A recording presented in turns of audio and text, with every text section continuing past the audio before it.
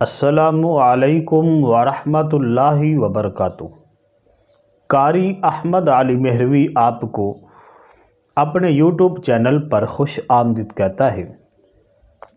میرے محترم ناظرین، اللہ تبارک و تعالیٰ کا بے پایا فضل و کرم، احسان و انعام ہے کہ اس نے ہمیں ماہ رمضان جیسی عظیم الشان نعمت عطا فرمائی۔ ماہ رمضان کی فضیلت بہت زیادہ ہے۔ اس مہینے میں بہت زیادہ اجر و ثواب بڑھ جاتا ہے۔ اس مہینے میں فرض ادا کریں تو ایک فرض کا ثواب 70 فرضوں کے برابر ہے، نفل کا ثواب فرض کے برابر ہے۔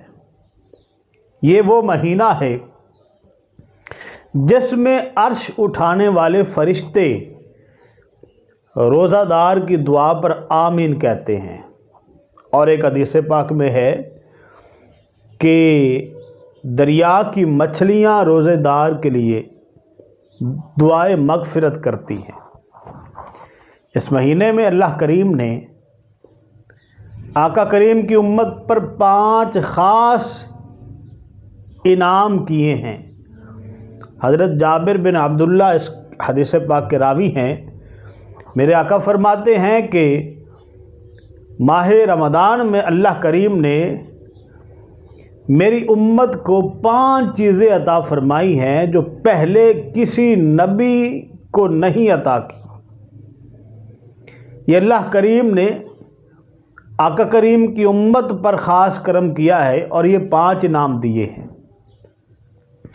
پہلا انعام یہ ہے کہ جب رمضان المبارک کی پہلی رات آتی ہے تو اللہ تبارک و تعالی آقا کریم کی امت کی طرف رحمت کی نظر فرماتا ہے، اور جس کی طرف اللہ تبارک و تعالی نظر رحمت فرمائے اس کو کبھی بھی عذاب نہیں دے گا۔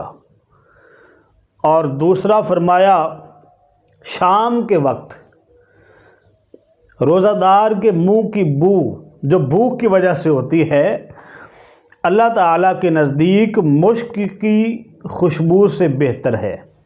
ایسے ہوتا ہے کہ جب آپ سارے دن کچھ بھی نہ کھائیں، کچھ بھی نہ پئیں، تو پھر ایک بو سی منہ سے ہوتی ہے، تو اللہ کریم کو وہ جو بو ہے وہ مشک سے بھی زیادہ پسند ہے۔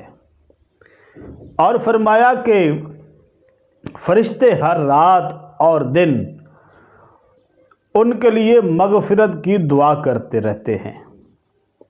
اور فرمایا اللہ تعالی جنت کو حکم فرماتا ہے، میرے نیک بندوں کے لیے مزین ہو جا، یعنی آراستہ ہو جا۔ اور 5واں انعام فرمایا کہ جب ماہ رمضان کی آخری رات آتی ہے تو اللہ تبارک و تعالی سب کی بخشش فرما دیتا ہے۔